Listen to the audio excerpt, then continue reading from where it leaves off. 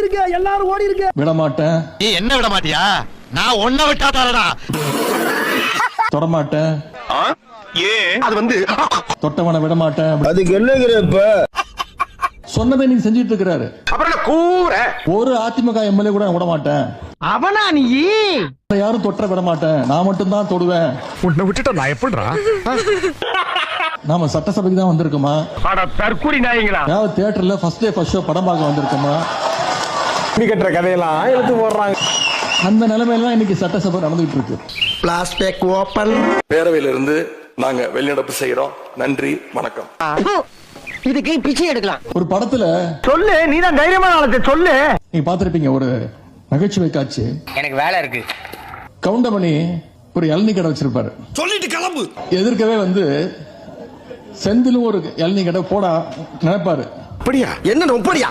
ஒவ்வொரு இளநியா கயிறு கட்டி எதிர்த்த கடைக்கு அமுச்சு விட்டுருவாரு. அவர் பெரிய கடைக்காரர் ஆயிடுவார். ஓ பன்னீர்செல்வம் ஆதரவு எம்எல்ஏவான முன்னாள் அமைச்சர் வைத்தியலிங்கம் திமுகவில் முதலமைச்சர் மு க ஸ்டாலின் முன்னிலையில் இணைந்திருக்கிறார்.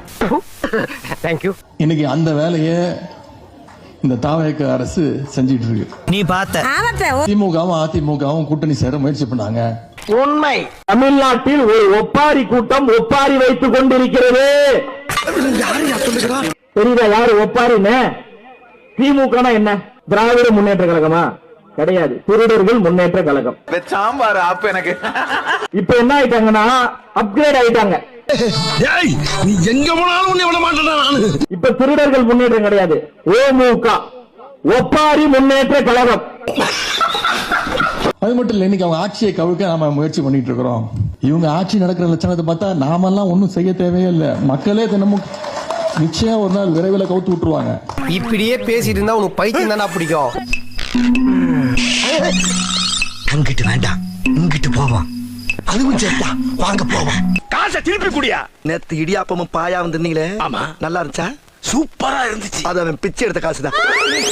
சிங்கம் களை இறங்கிருச்சு. காலையில 6 மணிக்கு ஓட ஆரம்பிச்சது, சாயங்காலம் 6 மணி ஆகி ஓட்ட நிக்கலையே.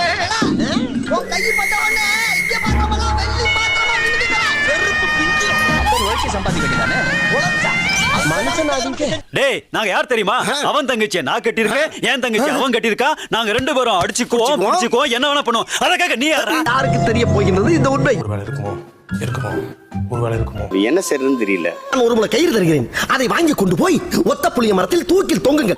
ஆனா பாட்டு ஒரு கொஞ்சம் சோறு போடுங்கம்மா.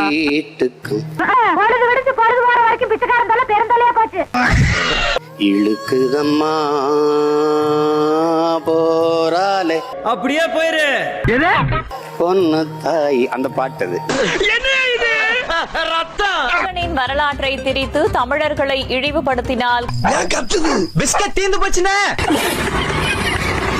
கடும் எதிர் விளைவை சந்திக்க நேரிடும் என்று எச்சரித்திருக்கிறார். இந்த ஆக்ட் குடுக்குற வேலையெல்லாம் என்கிட்ட வச்சுக்காதடா. எல்லாரும் நீங்க முருகன் கோயிலுக்கு போனா என்ன பண்ணுவீங்க? நீங்க இவன் வேற என்னை ரொம்ப டார்ச்சர் பண்றான்டா. சைவம் சாப்பிட்டு விரதம் தானே போவீங்க. நாங்க என்ன பண்ணுவோம் தெரியுமா? சொல்லுங்க.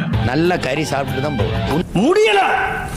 உண்மையிலே நான் வந்து கறி சாப்பிட்டு எல்லாம் கூடி உட்காந்து கறி சாப்பிட்டு அரோவரா போடுதுன்னு போவோம். இதெல்லாம் பெருமையா?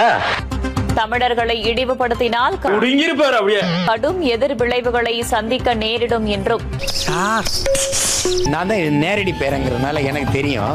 பைத்தியமாவே எப்படின்னா, வேலை வச்சு வேட்டையாடி சாப்பிட்ட நம்ம பாட்டனுக்கு என்னடா வெள்ளரிக்காய் வெண்டைக்காய் தின்னு போறதுவா? இதை சொன்னா நம்மள பைத்தியக்காரன்னு சொல்றாங்க. ஆடா ஒன்னும் கோச்சுக்க மாட்டாப்லடா அப்படின்னு தான் நாங்க போவோம். அடப்பாவி, அந்த குடுகுடுப்பக்காரன் சொன்ன மாதிரி பைத்தியம் பிடிச்சிருச்சே. நாம் தமிழர் கட்சியின் தலைமை ஒருங்கிணைப்பாளர் சீமான் எச்சரிக்கை செய்துள்ளார். டேய், சும்மா சிரிப்பு காமிச்சிட்டு இருக்காத. அவர்ட்ட வாங்கின காசுக்கு ஏணி சின்னத்துல ஒரு குத்து, உங்ககிட்ட வாங்கின காசுக்கு தென்னை மரம் சின்னத்துல ஒரு குத்து. சீமான் ரொம்ப எமோஷனலா பேசுறாரு. அது அவரோட ஸ்ட்ரென்த்தா இருக்கலாம். வெக்கப்பட்டா வாழ முடியுமா? எந்த இதுக்கும் பயப்பட மாட்டோம். மர்க்கா சொல்லு. எந்த இதுக்கும் பயப்பட மாட்டோம்.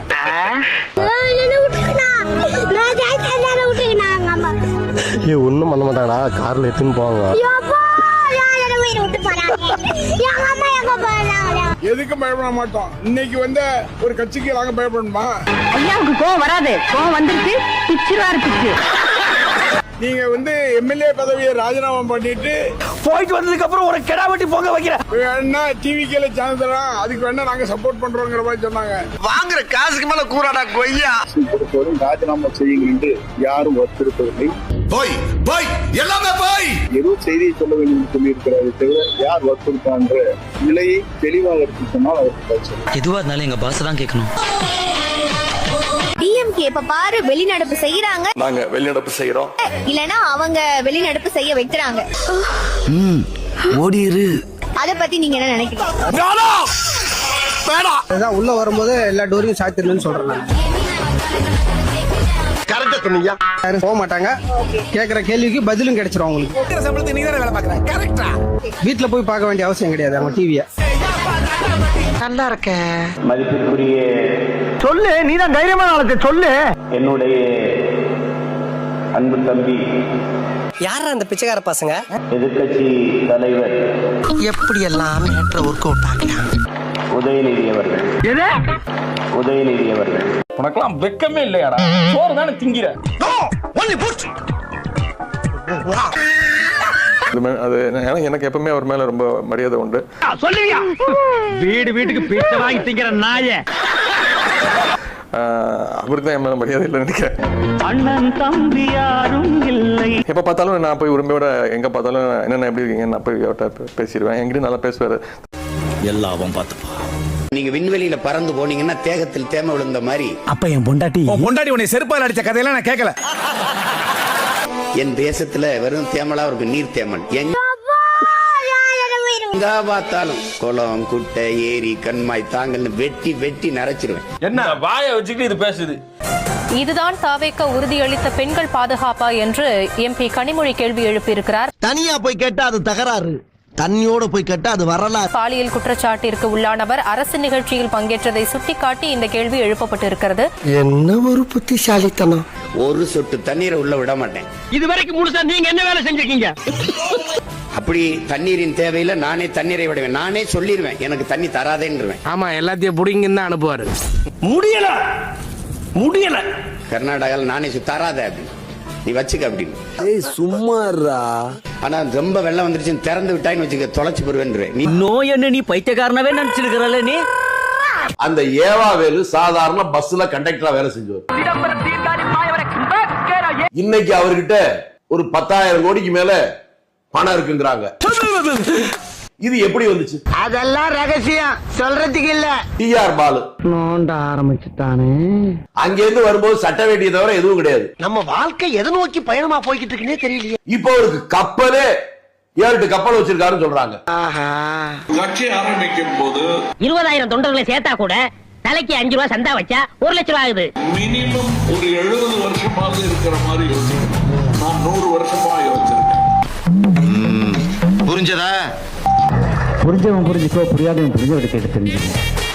200 வருஷம் பார்க்க வேண்டியது உங்க என்னங்க எனக்கு ஒண்ணுமே புரியல.